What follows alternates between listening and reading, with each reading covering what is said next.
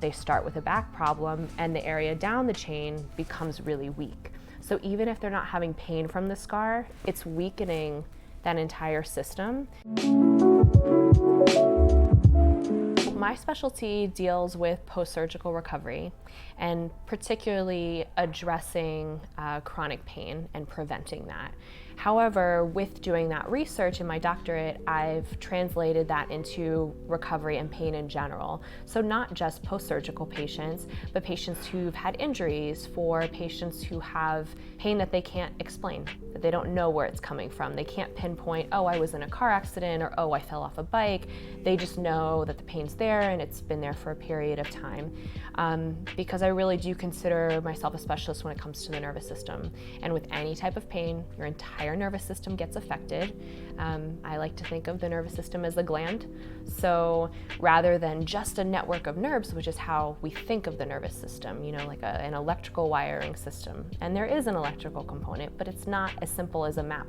You can do things to stimulate the nervous system, like a gland, to secrete different things and change the physiology of the body. So if someone is very amped up, you can help the nervous system calm them down by, secreting different hormones.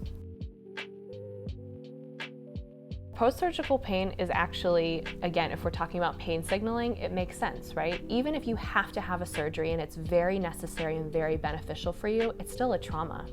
You're still having your body invasively cut into, even if it's a minimally invasive surgery. There's still a healing process that has to occur. There has to be inflammation. There's going to be some type of scar tissue forming. But again, the idea is to prevent that from becoming chronic. So you want to catch it in the very early stages, treat it in the very early stages before patients get dependent on opiates, before they have developed so much scar tissue that becomes a problem down the road, before the inflammation gets out of control and gets them into this chronic pain cycle. So when it comes to the post-surgical pain, yes, it's there for a reason.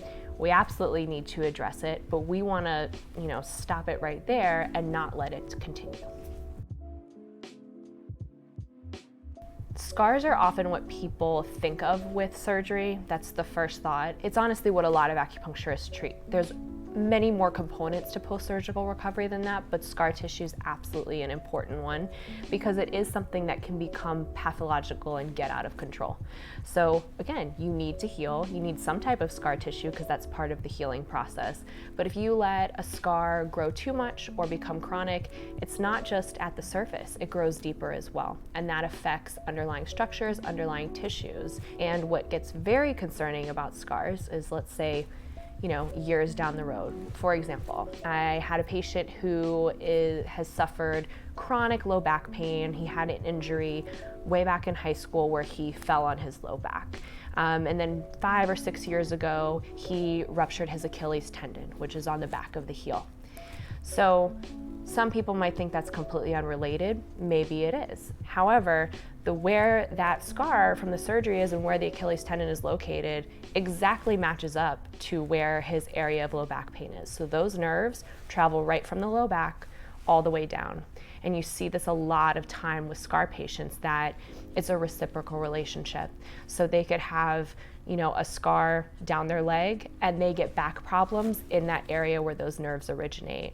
Or, they start with a back problem and the area down the chain becomes really weak. So even if they're not having pain from the scar, it's weakening that entire system, and we have to still address the scar to make sure that everything along that whole posterior chain is taken care of.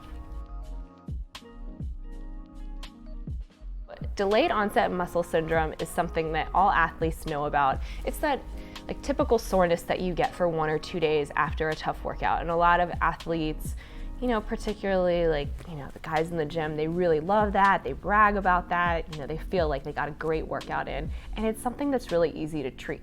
So when I tell people I have a specialty in athletic recovery, people immediately jump to DOMS. It's so much more than that. We can do a whole other video on athletic recovery, but for now, I want people to know delayed onset muscle syndrome is absolutely treatable. If you still want to feel the burn from your workout and you come in for an acupuncture session later, It's one of the simplest things to get rid of and to have you recovered faster and feeling great for your next workout with that breakdown of muscle tissue and clear it out of the system.